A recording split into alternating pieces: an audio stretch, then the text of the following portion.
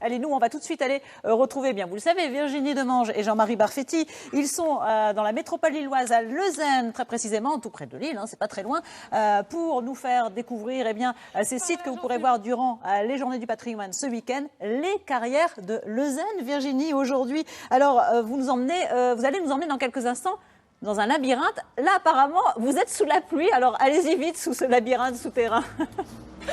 Ben voilà, c'est ça, j'ai hâte de descendre pour aller en bas. Mais avant, on voulait quand même vous montrer l'église de Leuzen. Je suis avec Jean qui est historien, bonjour. Bonjour. Le plus vite possible, Jean, pourquoi on veut montrer cette église? Bon, parce que cette église est finalement caractéristique de l'utilisation de la pierre de Leuzen. Bon, elle a été construite donc au XIIe siècle, qui est la grande époque où ça a commencé avec l'essor de l'île, etc. En 1793, à la Révolution française, une partie a été détruite. Avant de rentrer, on va rentrer, mais juste, reviens. Parce que ce qu'il faut voir, c'est la partie de la tour là et ça ici. Après destruction, il est resté que ça et c'est flagrant puisqu'à la reconstruction, on a utilisé des briques. Voilà. Je le dis plus vite que vous, c'est parce que je veux rentrer les gens. On va rentrer parce que lors des Journées du patrimoine, quand vous faites la visite, il y a toute une partie qui se fait ici dans une salle avec une maquette qu'on va aller voir. Qu'est-ce que vous expliquez aux gens? Ça date de quand le début de l'extraction? Pourquoi on est descendu dans les carrières? Bon, on n'a pas de document officiel, mais bon, a priori, ça date de la construction de l'église, c'est-à-dire 11e, 12e siècle, en même temps que dans d'autres Jean-Marie, nettoie la caméra. Si franchement, on sort de la tempête, on se met à l'abri, on nous voit. Voilà. Allez, vous pouvez enlever vos lunettes. Vous voulez que je nettoie vos lunettes? Non, bon, oui, c'est vrai que c'est peut-être pas photogénique. Alors, dites-nous, la maquette, c'est pour bien se rendre compte de comment ça se passait. Là, on voit l'extraction de la craie. Pourquoi on est venu creuser ici, en fait?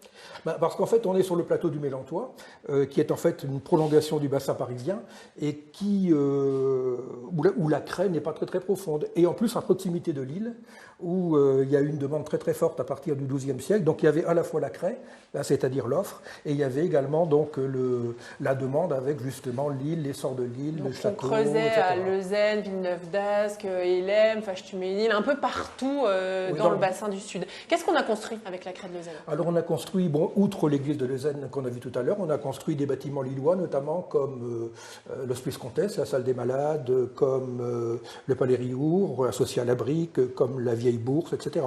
Et puis il y a eu même une construction où il a fallu fournir oui, alors, Leuzen. bien entendu, alors la plus célèbre construction, c'est la citadelle de Lille, hein, où Louis XIV avait donc demandé à Vauban de construire très rapidement une citadelle, et en fait en 3 ans, parce qu'il y avait une guerre qui était prévisible, et donc Vauban a exigé des Leusénois la fourniture de 2000 parpaings par jour.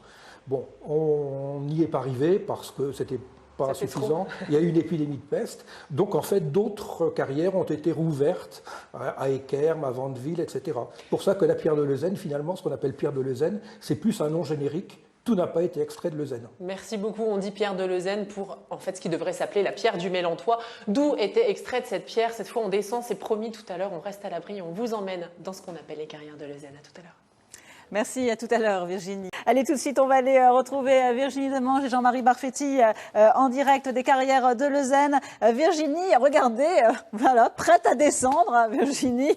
Ça y est, équipée. Bah oui, vous le savez, je ne recule devant rien pour Nord-Pas-de-Calais matin. J'ai donc mis le casque. Je vous rassure, la visite est sans risque. Regardez, on descend même par un escalier puisqu'il a été aménagé en 1939 pour créer un abri pour la Deuxième Guerre mondiale. Alors on arrive ici dans un boyau, un extrait des carrières de Leuzen. Bonjour Michel. Bonjour. Vous êtes géologue. Oui. Merci d'être avec nous. Vous allez nous expliquer un peu pourquoi on a décidé de cultiver cette pierre, de récolter cette pierre, d'extraire cette pierre. Eh bien, dans la région, la craie est la seule pierre de construction qui soit réellement utilisable. Donc les carriers sont venus sous terre chercher cette craie qui a permis de construire un certain nombre de bâtiments de la région lilloise et notamment de Lille, dont la citadelle est le principal. C'est ce que Jean nous a dit tout à l'heure. Oui. C'est une pierre qui était ici, en tout cas, facile à aller chercher. Elle n'est pas loin sous terre. Voilà, on est environ à 15 mètres sous terre ici. Donc à un endroit qui est relativement facilement accessible de la surface. Pour des raisons géologiques, c'est plus compliqué d'aller chercher cette craie à l'extérieur de l'île, plus loin de la ville. Donc c'était à la fois proche de l'île et à la fois proche de la surface. C'est dangereux du coup aujourd'hui, on est vraiment tout proche de... On est tout proche de la On a une maison surface au-dessus de nous, et surtout dans un milieu qui est très urbanisé puisqu'il y a le village de Leuzen et il y a d'autres villes qui sont concernées par les carrières. Donc c'est effectivement un risque qui existe mais qui fait l'objet d'une surveillance Il y a encore des importante. affaissements parfois, comme on a déjà vu dans des jardins, hop, il y a un trou, une catiche qui se crée comme ça. Voilà, c'est le principal risque, c'est l'ouverture des bouchons de puits, puisqu'il y a plusieurs milliers de bouchons de puits en pierre sèche dans ces carrières, et le principal risque, c'est l'ouverture de ces puits sous l'effet de la pluie, du gel ou de facteurs climatiques. Alors, on a quelques images, hein, parce que là, ici, on est dans une zone qui se visite qui fait 50 mètres, mais il y a un réseau immense, en fait, à Leuzen et ailleurs, dans les villes du sud de la métropole. On a des images comme ça qu'on veut vous montrer du réseau.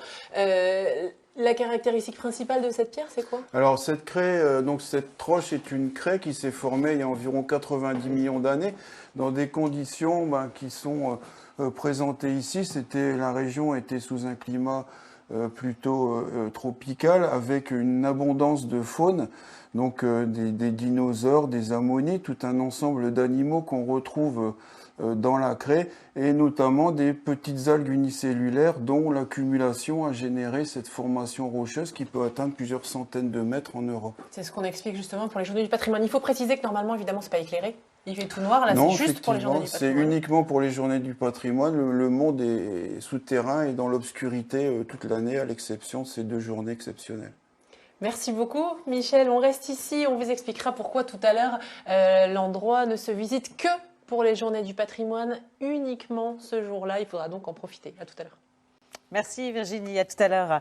Tout de suite, allez, direction Leuzen pour retrouver notre équipe Virginie Demange et Jean-Marie Barfetti. Vous le savez, on a vu une partie de la visite, de ce qui se visite pendant les journées du patrimoine. Il y a un réel réseau souterrain sous l'île Sud, très dangereux, on ne peut pas y aller. Virginie nous le fait découvrir rien que pour nous.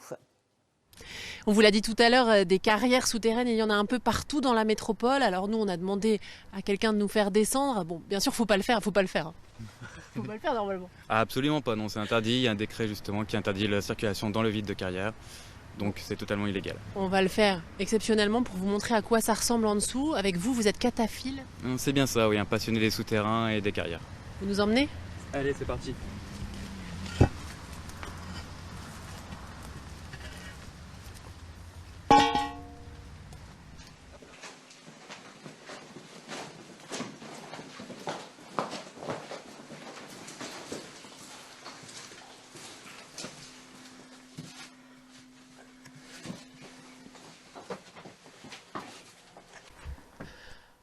Ah oui, donc quand on se promène dans les carrières, si tant est qu'on puisse se promener dans les carrières, on trouve des fois des endroits sympas comme là, il y a de l'eau. Alors, il faut quand même que je vous dise que on n'a pas fait ça en direct, évidemment. Là, ça fait plus d'1 heure qu'on marche avec Cyril. Merci pour arriver jusqu'ici. C'est sport, les carrières? Oui, plutôt. Pourquoi vous descendez ici? En fait, il y a 2 ans, j'ai appris que mon grand-père s'était réfugié dans une carrière similaire. Et il avait laissé aussi son graffiti, donc notre nom de famille. Et il y avait votre nom de famille inscrit sur un mur, oui, dans les sur un carrières. mur. Et je n'étais pas du tout au courant de cette histoire. Et du coup, j'ai réussi à créer le projet pour descendre là-dedans, voir par moi-même ce graffiti. Quand j'étais petit, je n'avais jamais entendu parler de ces histoires de carrière. C'est seulement à 15-16 ans que la cousine de mon grand-père m'a parlé de ces catiches. Alors, Lou, il a déjà fait le tour, il est de l'autre côté, il y a des accès partout. Vous descendez surtout pour faire des photos? C'est ça ma grande passion depuis à peu près 5 ans. Et c'est vrai que quand on a l'occasion d'avoir des lieux aussi magiques, aussi féeriques, ça donne lieu justement à plein de spots photos, à plein d'imagination. Et... Donc voilà, j'ai découvert cette petite passion il y a 4-5 ans maintenant, et depuis, je suis tombé amoureux de ces lieux. Donc vous descendez, vous êtes des professionnels, mais ce qu'on voudrait quand même bien dire aujourd'hui, c'est que faut pas descendre. Pour les autres personnes, faut pas venir. Absolument pas, non. Il n'y a aucune carte qui est mise à jour. Il y a eu énormément d'émoulements depuis. Et c'est vrai que c'est très paumatoire, très labyrinthique. Et j'encourage personne à descendre, quoi. Nous, on est des professionnels, on sait ce qu'on fait. Mais des accidents sont très vite arrivés. On a eu l'occasion encore dernièrement d'avoir des accidents.